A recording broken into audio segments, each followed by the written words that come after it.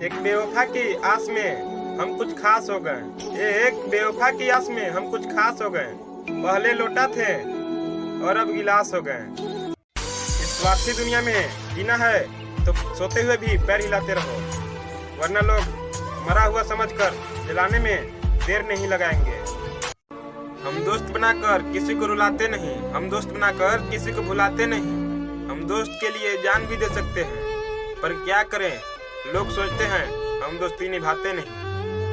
अपनी जिंदगी खुद बनाई जाती है, अपनी जिंदगी खुद बनाई जाती है।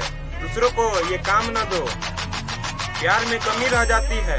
लकीरों को ये इल्जाम न दो। औकात की बात मत कर पगली, औकात की बात मत कर पगली। हम जिस भी गली में पैर रखते हैं, वहाँ की लड़कियाँ अक्सर कहती है, बहारों फूल बरसाओ मेरा महबूब आया। कभी चाहा तुझे ऐसा कि रब जैसा पूजा।